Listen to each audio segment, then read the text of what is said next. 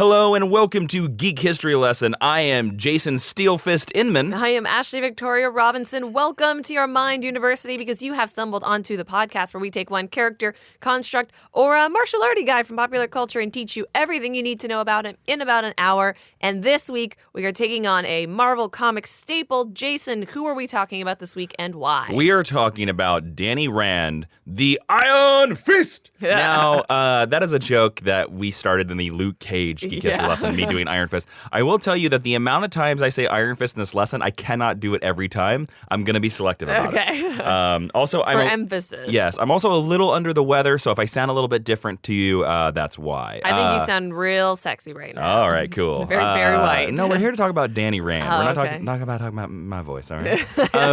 We're talking about Danny Rand because if you have Netflix, if you know what Netflix is, there's a little show on Netflix now called Iron Fist. What? Yeah, that's right. Stars Danny Rand, also like that. So we thought, we'd let you compare and contrast. We'll tell you the comic book origin, and then you can compare it to the Netflix origin. Now, of course, if at any point in this podcast you're like, what they said is completely wrong, all you got to do is head over to Twitter. Find me at Jawiin, Jawiin. Find Ashley at Ashley V. Robinson. Go find us on Twitter, or you can tweet directly to the podcast. Where, Ashley? At GHL Podcast. That's right. We have a Twitter for the podcast now. All right. Now, this lesson was suggested by amazing listeners just like you, requested by Kym Steinberg, Tobias, Austin Baker, and Andy Hash. Yeah. So you fine listeners out there, be awesome like them. Yeah. They're what I like to call, there are heroes for hire. There are listeners for hire of this lesson. There are TAs for hire. That's right. All right, so let's move into the first section of this Iron Fist podcast, the 10-cent origin. Yes, and the 10-cent origin is the part of the podcast where we give you all the basic constructs, creators, and power sets of who we're going to be talking about, in this case, Iron Fist. That's right. Iron Fist, of course, was published by Marvel Comics. His first appearance was in Marvel Premiere number 15 in May of 1974. He was created by Roy Thomas, the writer, and Gil Kane, the artist. His alter ego is Danny, most people call him Daniel Thomas Rand. Ooh. Yep. Usually they don't get middle names, so here it's interesting. I know middle names is like a DC comic staple usually. His team affiliations have been the Heroes for Hire, the New Avengers, the Defenders, the Immortal Weapons, and the Thunderbolts. And he's had partnerships with Luke Cage, Misty Knight, and Colleen Wing. Also Daredevil and Master Izo. Notable aliases have been the Living Weapon, the Young Dragon, and also Daredevil. You're going to find out about that later. His abilities are he's a master martial artist. He has greatly enhanced physical attributes. He has healing powers and the Iron Fist, which is a concentration of his chi into his single fist. Now let's move on into the Meet Cute. The Meet Cute is the part of the podcast that we stole from romantic comedy writing, where we tell you the first time we meeted someone and how cute it was. Ashley, how did you first meet Iron Fist? I'm very curious about this. I actually don't really know, because Iron Fist isn't a character that I know a lot about or I'm super interested in. Yes. So shock. Oh, I know. So I've never sat down and read Iron Fist. Except for the Power Man and Iron Fist series currently being published, but that is largely due to my love of Luke Cage. You were missing out on a lot of ironing. And you missed out on a lot of punching things. Oh, cool.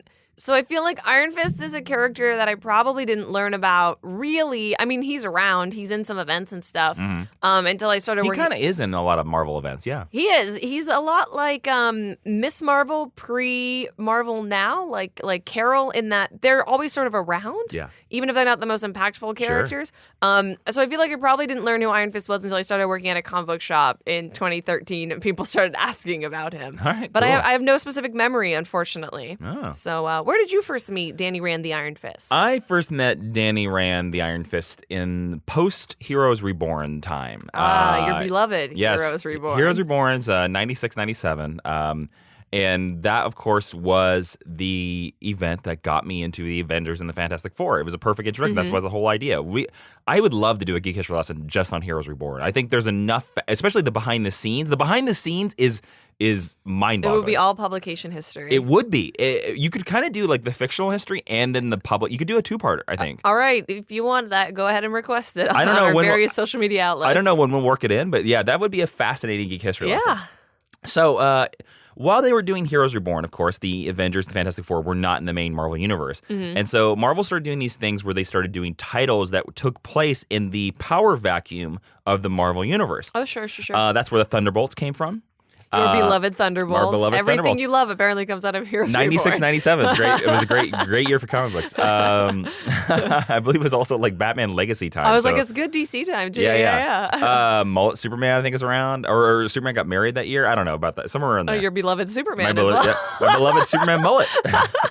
But Iron Fist started appearing in advertisements for a new Heroes for Hire series. Yeah. This was the John Ostrander series. And this was the Heroes for Hire series that Iron Fist was kind of in charge. It was his idea to do the Heroes for Hire. And so in all the amazing art, I can't remember who did the art. I think Pascal Ferry did the art, if I remember. What a great name. If I'm saying his name right. He did Swamp Thing with Grant Morrison. Or he did Swamp Thing with Scott Snyder, excuse me.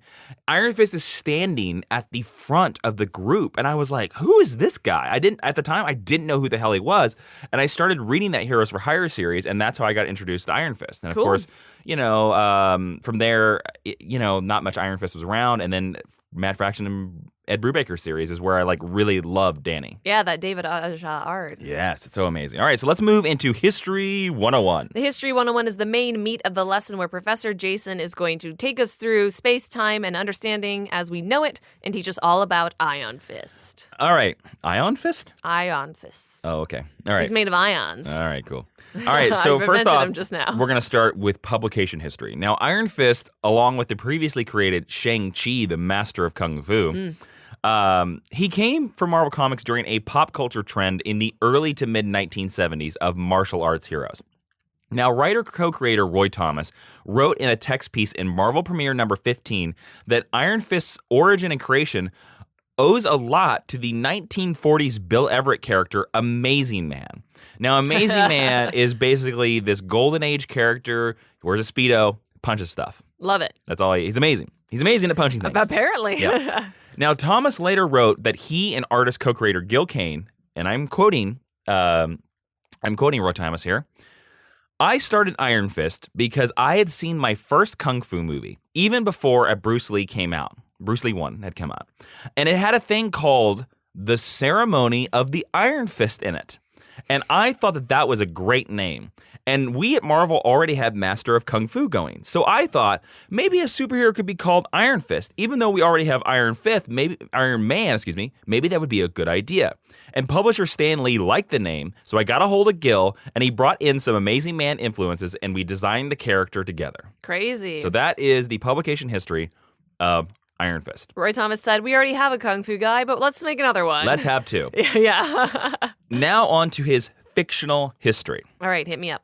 Daniel Rand was the son of businessman Wendell Rand, who once lived in this fabled city of Kunlun, which actually exists in another dimensional realm. Ooh. Now, this mystical city of Kunlun actually lies in the Kunlun Mountains. Oh, well, that's convenient. Yep. It's one of the longest mountain chains in Asia. It extends more than 3,000 kilometers. Wow. And the mountain range exists entirely in the Tibet region of the People's Republic of China. Oh, cool.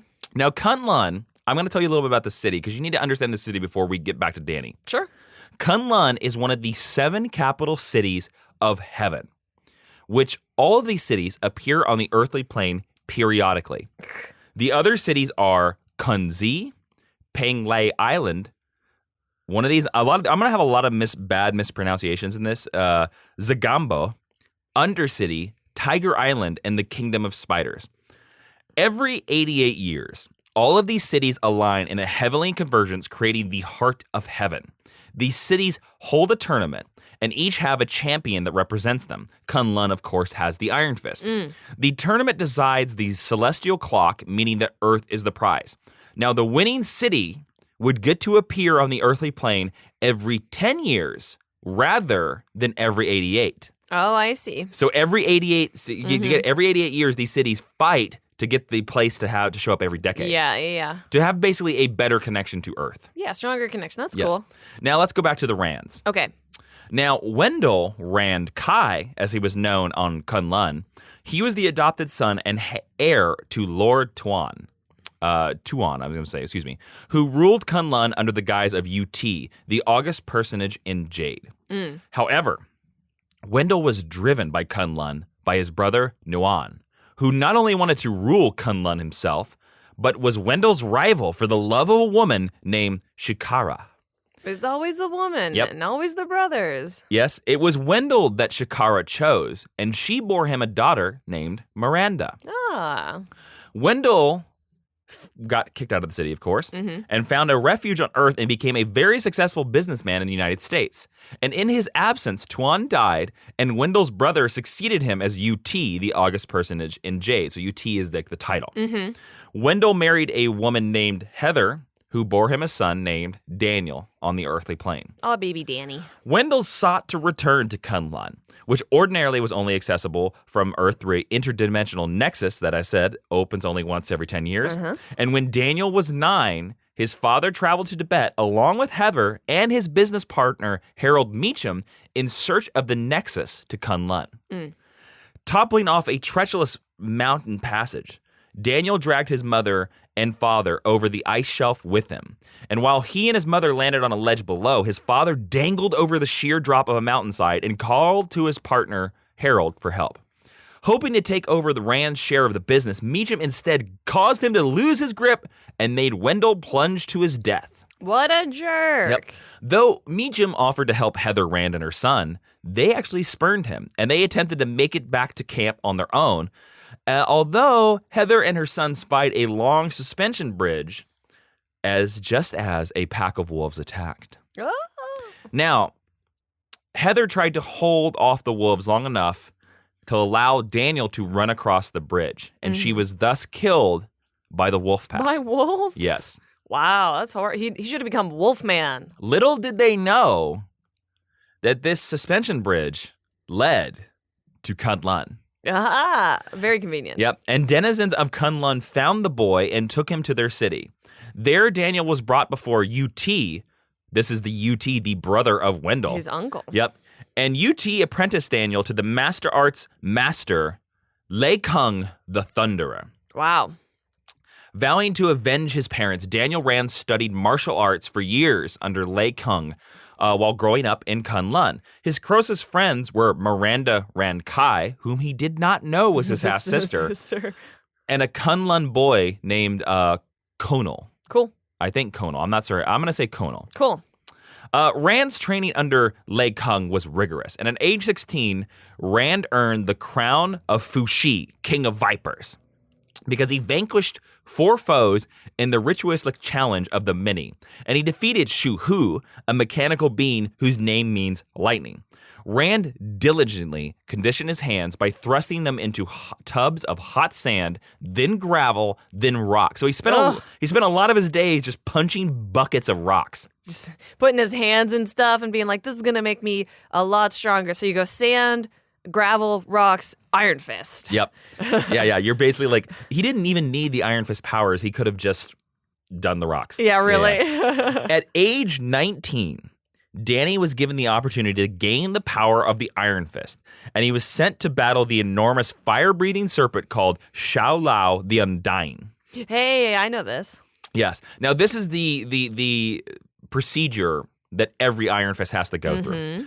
Now, Xu Lao lived in a cave outside the city, and he ferociously guarded a brazier, which is basically a container that contains hot coals. Yeah. That contains its heart, which had been mystically removed from its body.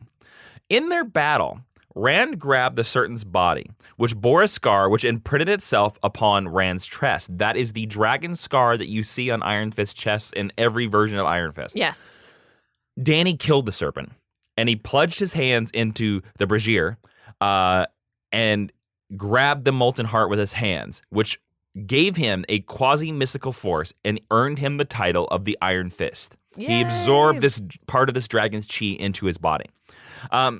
This Iron Fist now meant that he could summon superhuman energy, to reinforce the power of his blows that were struck by his hands. Some would call him now the Iron Fist. Now, you may be asking yourself, Ashley, how powerful is the Iron Fist punch? Ashley. Yes, Ashley. Well, how powerful is the Iron Fist punch? That's a great question. Well, let me tell you. Tell me. The Iron Fist punch is this.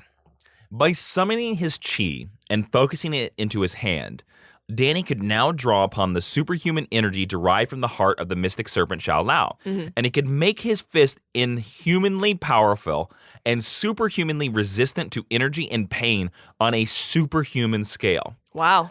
This Iron Fist technique does not involve a physical transformation of any kind. It is simply a psychic channeling of concentrated natural energy.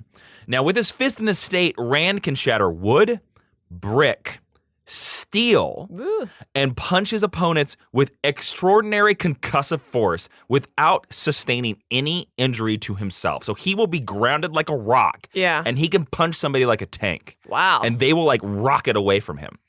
The force of this technique, to give you an idea of how powerful this is, the force of the technique has rendered incredibly durable superhumans unconscious. Okay. Danny has used this on several of the heroes in the Marvel Universe. Just to give you an example, Danny once rendered Colossus unconscious with this punch. Oh, Peter. So to give you an idea of the power scale here, Yeah. of how powerful he is. The Iron Fist also grants Rand with many abilities that he has not mastered yet, such as being able to channel the Shaolao Chi into a ranged weapon, such as an energy gun or an energy bow that he can shoot at people. Oh, that's cool. Yes. Now, he hasn't quite mastered that in the comic books, but we have been shown other Iron Fists that can do that. I like the idea of a bow. That's really cool. Yeah. Now, back to Danny. Yeah. Now, Danny declined to stay in Kunlun eternally, and he returned to America when the Nexus reopened in order to take vengeance on Harold Meacham for his father's death. So this is 19-year-old Danny Rand going to America. Yeah. While recovering from severe frostbite in the Himalayas, like you do. we're back at the time. Yeah. Harold Meacham learned of Rand's training at Kunlun and returned to America as an invalid to await Danny because he kind of figured that Danny was going to come after him. Clad in the ceremonial garb of the Iron Fist, the green and yellow costume that, of course, we see. Heck yeah. Actually, most Iron Fists always have the bandana that Danny has across their head. Yes. Yeah. Interesting. Rand confronted Meacham, but took pity on him and spared him. Aw. Minutes later, however, a mysterious ninja murdered Meacham. And blamed for the murder by Meacham's daughter, Joy, Iron Fist undertook the mission of finding the ninja and clearing his own name, and eventually the Iron Fist succeeded in both tasks. I think that's interesting that he's framed for murder in much the same way that Luke Cage was, who he will go on to team up Very with. similar, yes. During the same time, Danny accompanied a woman named Jade to Fang 2, which was Kunlun's afterlife. There in Kunlun's afterlife, he met his mother, who in this afterlife had taken on the name Silver Dragon and had been slayed by the sorcerer Dasha Khan. While in Fang 2, he was killed by the bowman so that he could fight Khan as a spirit. And after defeating him, Rand was restored to life by Jade. But he got to meet his mom. That's nice. Soon afterward, Iron Fist fought the Steel Serpent, a master martial artist specializing in the delayed death touch. The Serpent had twice in the past been defeated by UT in attempts to take over Kunlun, and he fell victim to his own power during the assault on Iron Fist. Now, the reason I bring up Steel Serpent is kind of Iron Fist's Joker almost. Sure. His most prominent villain. Also, I just want to point out that the symbol of the Steel Serpent has been seen in the Netflix series, especially in the Defender series, the Daredevil series, several times. Cool. So he's probably going to be a big deal. Yes, yes, he will. Iron Fist was befriended by Professor Lee Wing and his daughter Colleen, a private investigator. When she was kidnapped by Master Khan, he and Colleen's partner, Misty Knight, tracked down leads about her whereabouts to England, where Iron Fist clashed with Radion and Scimitar. He finally discovered Colleen in Khan's fortress in Hawan, where she attacked him under the influence of Angar the Screamer. Iron Fist managed to free her from the mental control by using his powers to bridge their minds, which is another ability of the Iron Fist. Very cool. Together, they managed to defeat Angar and Khan, but not before Danny learned the truth about his adopted uncle, Noan, and that Noan had driven his father from Kunlun and that he was responsible for his mother's death. Aw. Yeah. Bummer. Yeah. Eventually, Danny Rand became the lover of Misty Knight. That's right. And at the request of her friend Blackbird, he teamed up with Shang-Chi, Jack of Hearts, and White Tiger to take down the Corporation. Now, the Corporation was a nationwide criminal political organization run like a business, and it employed a large number of operatives in its scheme. So this is like kind of the first time that he like teamed up with all the street-level kung fu characters of the Marvel 70s. Yeah, this also sounds very heroes for hire. I'm surprised we don't see more of him and Shang-Chi hanging out now. Yeah, that's true. That's very true. Although Harold Meacham's daughter, Joy, and his brother, Ward, had mistakenly sought vengeance on Iron Fist for Harold's death, Daniel finally made peace with Joy Meacham. And Daniel was able to claim his inheritance as a full partner in Rand Meacham Incorporated, thus becoming a millionaire. Nice. Well done, Danny Rand. But here's the thing about Danny. He's very zen, right? Right, as one would expect. Yep. And Rand allowed Joy Meacham to manage his business because his activities as Iron Fist had led him to become a crime fighter. So you're saying Danny Rand is a feminist? No, I'm saying that Danny Rand was able to let his vengeance go and let the daughter of the man who killed his father. That's cool. You know, he let bygones be bygones. Yeah, but she'd already been doing a good job, I would assume. So that's cool. And then he defended Misty Knight from Luke Cage. Yes! I know what you're going to talk about. Now, Luke Cage, if you don't know, we have a Geek History lesson all about Luke Cage. He's a super strong mercenary who had been blackmailed into serving Knight's enemy, Bushmaster. Now, Iron Fist, Knight, and Colleen Wing helped Cage break Bushmaster's hold, and Iron Fist soon formed a partnership with Cage as the heroes for hire, taking assignments as bodyguards and private investigators. And while Iron Fist and the cynically very down-to-earth Luke Cage were very different, they shared a dedication to justice, and they eventually became the bestest of friends. Buddies. That's cool. I really like that story. Yeah, we all like that story. It's the perfect partnership. It is. And, you know, just to let you out there, best friends are hard to come by. And we like to thank you, the listeners. We like to think of you, the listeners of this podcast, as best friends. So, friend... Yes, you friend in the back. Why don't you head on over to patreon.com/Jawiin and support the podcast. For as little as $1 a month, you can help the Mind University, and that would actually be a quarter of an episode. If you think about that, you give $1, you're only paying 25 cents per episode. That's a deal. It's the idea of support for support. If you ever repeat a fact you learned here that from this podcast, then we supported you. So why not support us? Go to patreon.com/Jawiin and help us out, and we'll fill your ear holes with the Patreon exclusive podcast, Geek History Lesson Extra. Ooh, that's true. That's right. We'll see you over there, friend, and a big thank you to all of our Patreons for their support. Thank you, thank you, thank you. Now back to the Heroes for Hire. Yes, let's. During their return visit to Kunlun, however, Danny Rand was exposed to a deadly radiation, and he was diagnosed with cancer. Almost immediately after, he was kidnapped by the Hyorithi? I don't know how you say that name. Sure. They were ancient alien enemies of Kunlun who planned an invasion of Earth. And a plant matter clone of Rand briefly took his place in the real world, but it was unknown to all of his friends. Wait, but he was a plant? Yep. Okay. Yep. One day, this Iron Fist used his superhuman healing power to try to cure a young boy named Bobby Wright of his terminal disease. The disease was a side effect of the exposure to radiation that enabled Wright to transform himself into an adult superhuman being who called himself Captain Hero. Sounds very much like Captain Marvel, right? Oh, yeah. Iron Fist went into a trance outside Wright's hospital room in an attempt to rest after the effort of trying to heal him. And in another attempt to help Wright, duplicates of Kree Negabands were placed on his wrists. As a result of Wright suffered intense pain. And transforming into Captain Hero, he struck Iron Fist repeatedly, desperately trying to bring him out of his trance. Misjudging his superhuman strength, because he's a kid, Captain Hero instead seemingly killed Iron Fist before disappearing himself. Luke Cage, however, was blamed for this murder, like Luke Cage. Sure. It happens in Luke Cage's story. Go listen to his Geek History lesson. You'll find that out. Uh-huh. And he went on the run instead of facing the law. And the Heroes for Hire business was effectively dismantled. And this was where the series where Luke moved to Chicago started. Oh, yeah. So Iron Fist is dead.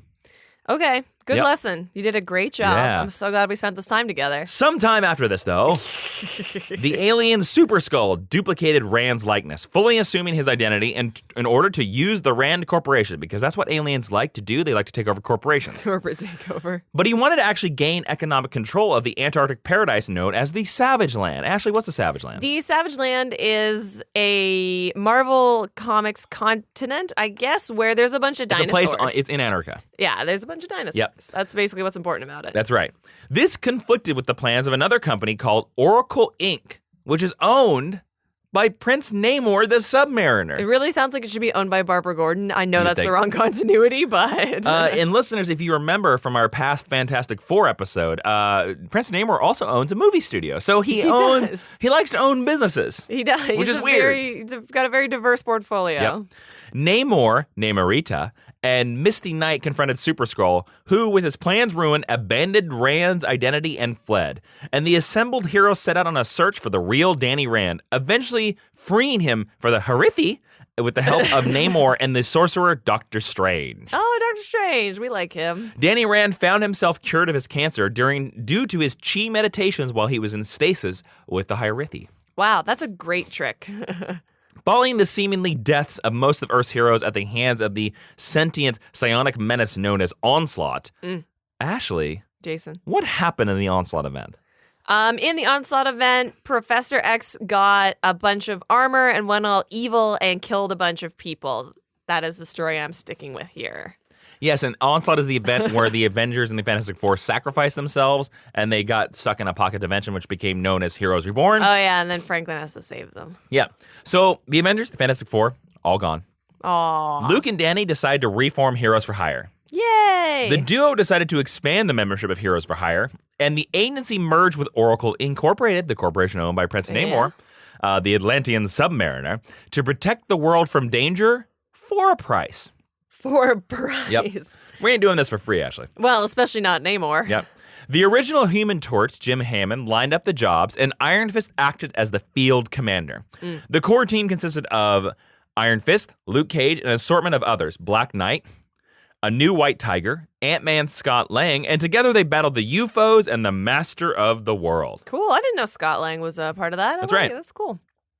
This Heroes for Hire, though, was dissolved when Namor decided to shut down funding for the operation because his business was hurting for money. He's like, I gotta make more movies, guys. Yeah, that's right. And this was the run that was written by John Ostrander, as I was talking about. Oh, cool. Hoping to share the wisdom of his other dimensional homeworld with humanity, Iron Fist inhabited a summoning spell to call Kunlun, to Earth. Tied to his heartbeat, the kingdom would eventually materialize, merging with whatever city he occupied at the time.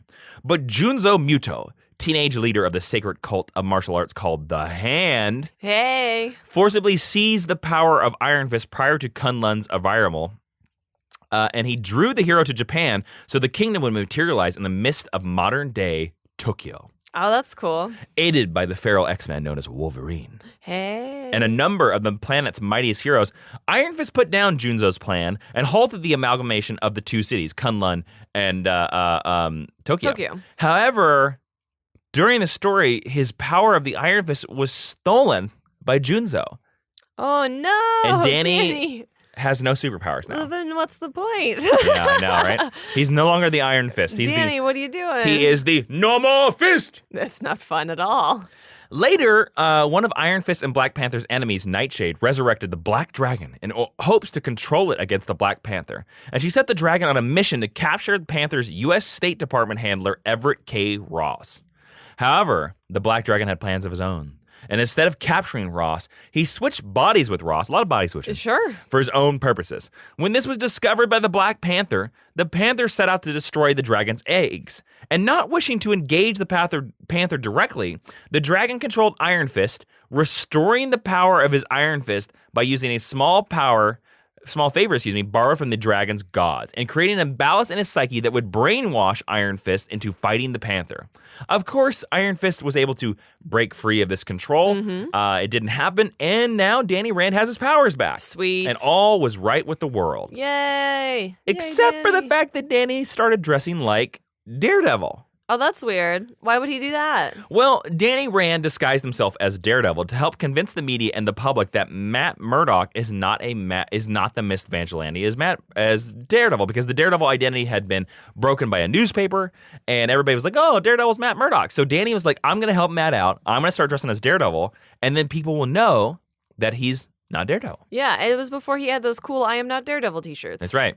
Now, during the Civil War, Ashley, what is that? Civil War? Well, it's this American thing that happened when you guys were deciding. No, Civil War is a Marvel Comics event where Captain America's like, I don't think anyone should register who has superpowers, and Iron Man's like, I think people should register who have superpowers, and then they find people pick sides accordingly and they fight. That's right. Now, Danny Rand opposes the Superhuman Registration Act, joining Captain America while still pretending to be Daredevil. The Daredevil that is in Civil War is Danny Rand. Yes. Rand is apprehended by pro-registration forces, and he's later freed from the Negative Zone prison, joining Captain America's team to battle Iron Man's forces. Yay! After the arrest of Captain America, Danny Rand joins the New Avengers, an underground group provided with secure accommodation in the Sanctum Sanctorum by Doctor Strange. Now, this team includes his former teammate, Luke Cage. Mm-hmm. And in the public eye, Rand is able to avoid arrest with legal loopholes. But Danny Rand leaves the New Avengers due to a variety of problems and lets them know that if they ever need them, give them a call. Aww. And then we get the Iron Fist run that changed everything. Oh, yeah? Yes. Now, a Chinese businessman showed up with interest in a contract with the Rand Company, and Danny becomes suspicious, and he ends up badly battered after a fight with Hydra. He then feels that someone else is using the power of the Iron Fist, and he meets his predecessor, Orson Randall, who informs him that he not only knew his father, but taught his father, Randall as well. Oh, interesting. Wendell Rand as well, excuse me. He followed Orson down to his father's secret subway station and was given the Book of the Iron Fist and was told that the history and truth of his title was in this book and that it would prepare him for the tournament of the Heavenly Cities. Cool. After battling the Steel Serpent, Orson sacrificed himself, but before dying, he allowed Danny to touch his heart and take his chi. And Danny rose to fight the Steel Serpent as equals, now with the full powers of Orson Randall within him.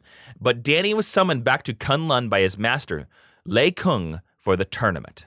Wow. The tournament consisted not only of Kunlun, but 6 other cities of heaven.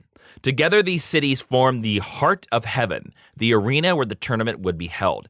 Each city had an immortal weapon represented, and each had a unique ability. Now, the immortal weapons are the champions of the various cities, and they are the Bride of 9 Spiders, Dog Brother Number 1, Fat Cobra, Iron Fist, Prince of Orphans, Tiger's beautiful daughter, Steel Phoenix. I want to be Fat Cobra. That's right. That's awesome. He's a really cool character. I know, but it's just such a great name. Rand was chosen to first fight the enormous Fat Cobra. Sweet. And with the blinding speed and fighting prowess of this opponent, it was too much for him. Iron Fist lost the match. However, losing benefited Rand while he was able to travel back to Earth and visit a man named Ernest Erskine to find out more about his predecessor Orson Randall. During his stay, Danny saved Ernst and his associates, formerly known as the Confederates of the Curious, from being killed by agents of Hydra. And upon his return to Kunlun, Danny found an ally in the Prince of Orphans, another immortal weapon who is also familiar with Orson Randall. Together, the two of them helped unite the tournament combatants against Hydra and their newest benefactor, a man known only as Zhao. Now, Zhao wanted to destroy Kunlun, but in the process, he would have destroyed all the other cities as well because they're all connected. And this new team of immortal weapons easily defeated Hydra and foiled Zhao's plans. Meanwhile, Lei Kung and the Army of Thunder cast out the corrupt UT, and Kung took his place as the leader of Kunlun. Cool. Very cool. Now, the immortal weapons decided to remain on Earth to assist Iron Fist in finding a rumored 8th capital city of heaven after a near-death experience for Danny at the hands of Zhao Cheng, servant of the monstrous Qi Lun. Now, he and the other immortal weapons journeyed to the 8th city to free political prisoners exiled there by the past rulers of Kunlun. And while there, they got imprisoned by the city's ruler, who is an ancient Iron Fist named Quan. He actually was revealed to be the very first Iron Fist of history, who became disillusioned with Kunlun and rose up to rule the 8th city as Chang Ming. Rand and Fat Cobra managed to defeat Quan, and Rand's actions during their battle impressed Quan, who decided that maybe Danny Rand was living proof that Kunlun is not the corrupt city it once was. And Rand and Davos agree to guide Quan to Kunlun to arrange a meeting between him and Lei Kung to give Quan a forum for his grievances, to reunite the two. Yeah, that's nice.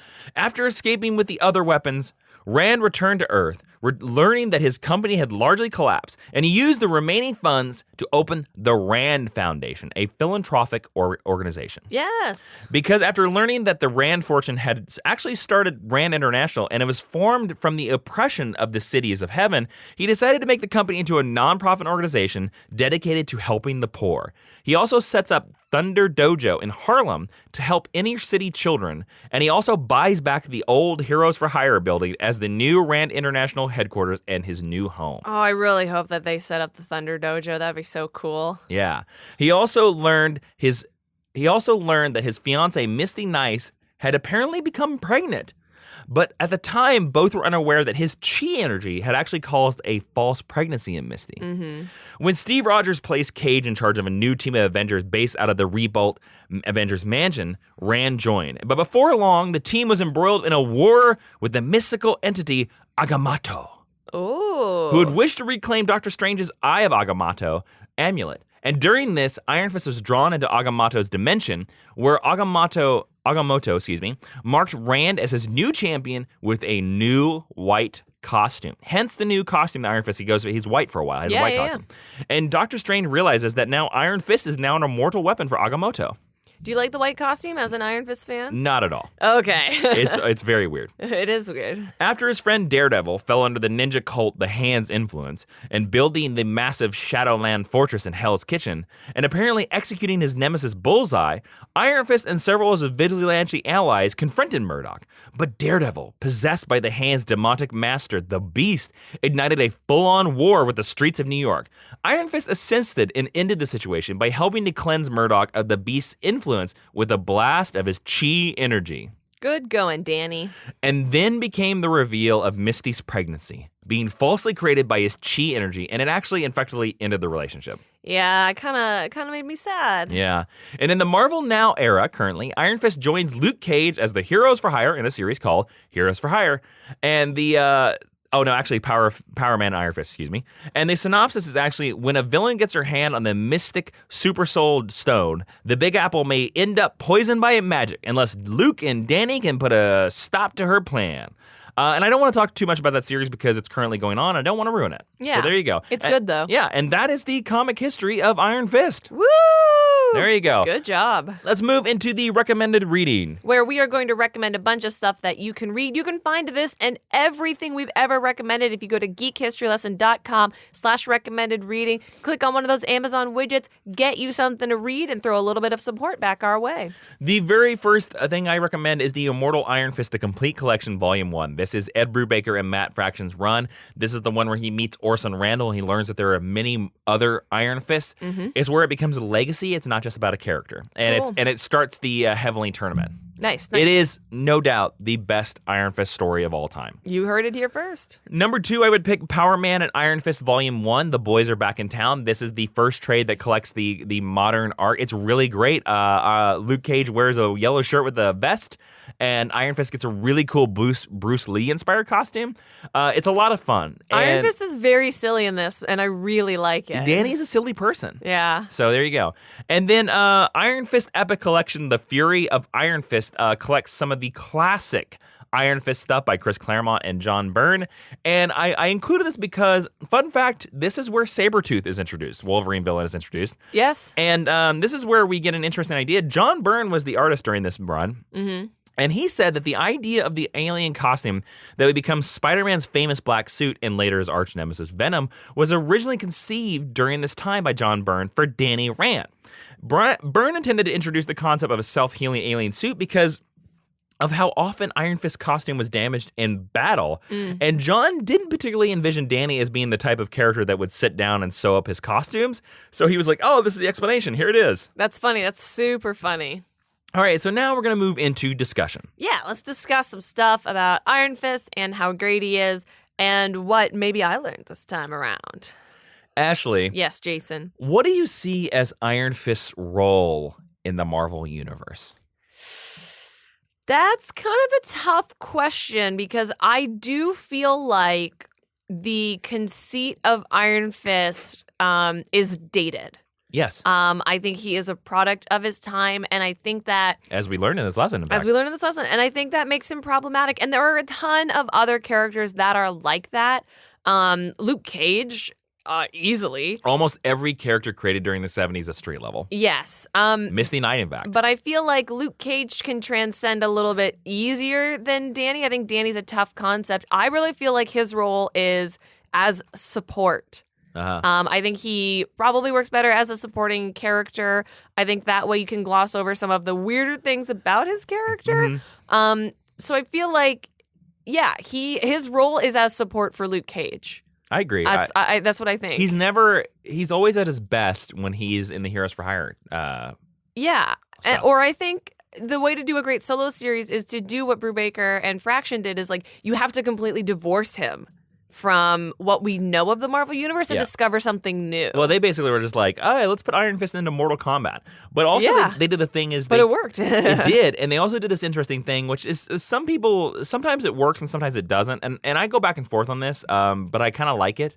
They won me over in the story. The fact that there are many other Iron Fists, which is something that a lot of writers tend to do. We're like, oh, you're not the first person of this character. But I'll give them the way they... At first, when I heard that, I was like, that's silly. But once they gave you the history of it, I thought like, oh, that's neat. I think of it as being like the Avatar a little bit. Yes. Which is kind of cool. Which makes sense with that universe. Yeah, and that mythology for sure. No. Ashley, what is your favorite Iron Fist costume? Because he's got several. I like the one with the big collar. The classic one. Yeah, I think it's really silly. Oh, I hate it. I'll tell you why I like it, though. I like it because, to me, it feels like the most true to its origin because, yeah, it's a ninja suit. Like, they're all ninja suits. But the collar feels very, like, Eastern fashion of the time, and I like that about it. And I think Danny's color scheme is really... audacious, I guess I'll say. I don't think it's good. I don't like the green and the yellow. I think they look ugly together. You get out of here. So I think if you're gonna do green and yellow, like just go full like disco Nightwing with it and pop the collar. Yeah, I do. That's my favorite costume. Interesting. Yours is the slimmed down green and gold. Originally, yes. It's the one that they introduced in the Immortal Iron Fist run, where it's just like it's green. I hate the collar.